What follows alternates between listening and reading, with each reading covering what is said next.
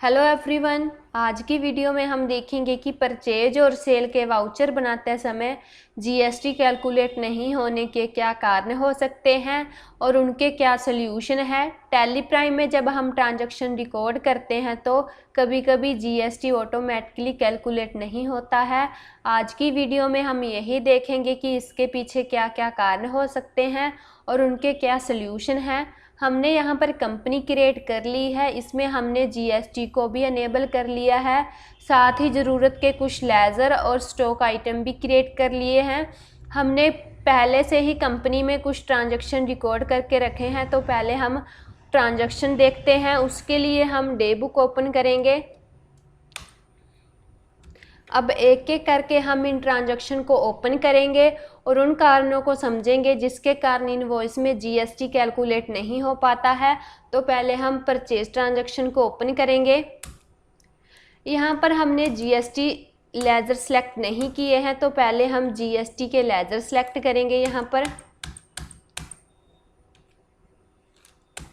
SGST और CGST.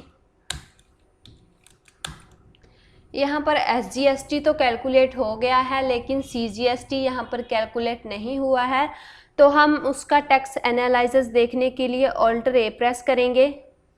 Detail में देखने के लिए ऑल्टर F5 प्रेस करेंगे। यहाँ पर शो हो रहा है कि परचेज टैक्सीबल है, यानी कि इंटर स्टेट परचेज है, और उसके हिसाब से इसमें एसजीएसटी और सीजीएसटी लगना चाहिए।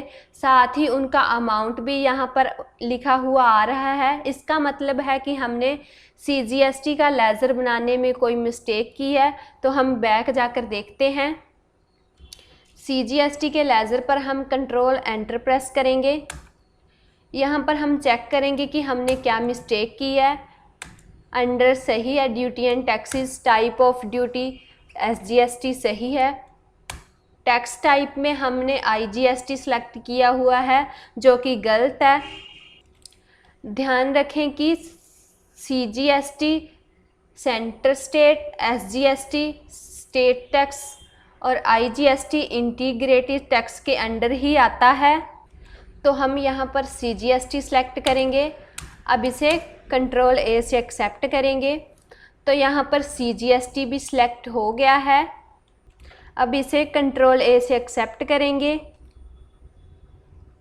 अब हम दूसरा ट्रांजैक्शन ओपन करेंगे।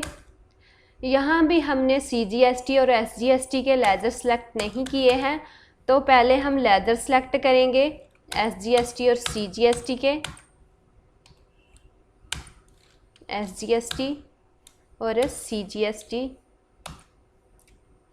यहाँ पर भी कोई टैक्स कैलकुलेट नहीं हो रहा है। इसका टैक्स एनालिसिस देख लेते हैं कंट्रोल ए से, ऑल्टर ए से। यहाँ पर नॉन जीएसटी सप्लाई लिखा हुआ आ रहा है। इसका मतलब है कि ये नॉन जीएसटी गुड्स है, इसलिए यहाँ टैक्स कैलकुलेट नहीं हो रहा है। हमने जो स्टॉक आइटम बनाया है वो तो जीएसटी गुड्स है, फिर जहाँ नॉन जीएसटी सप्लाई लिखा हुआ क्यों आ रहा है, हम बैक जाकर देखते हैं। स्टॉक आइटम पर जाएंगे हम। यहाँ पर हम कंट्रोल एंटर प्रेस करेंगे।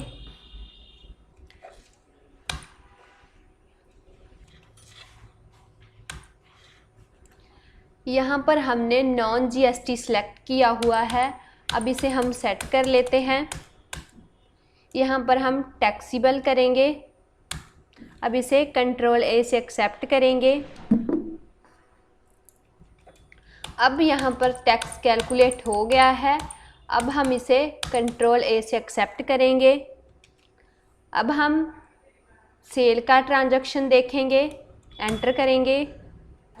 यहाँ पर हम आईजीएसटी सेलेक्ट करेंगे। यहाँ पर आईजीएसटी सेलेक्ट नहीं हुआ है। इसका टैक्स एनालिसिस देखेंगे ऑल्टर ए से, कंट्रोल ए से। डिटेल में देखने के लिए ऑल्टर F5 करेंगे। यहाँ पर सेल टैक्सीबल लिखा हुआ आ रहा है, साथ ही उसका अमाउंट भी आ रहा है सीजीएसटी और एसजीएसटी का। यहाँ पर एसजीएसटी और सीजीएसटी लगना चाहिए, यहाँ पर ये शो हो रहा है। तो हम बैक जाकर इसको देखेंगे। यहाँ पर एसजीएसटी और सीजीएसटी लगाएंगे। SGST,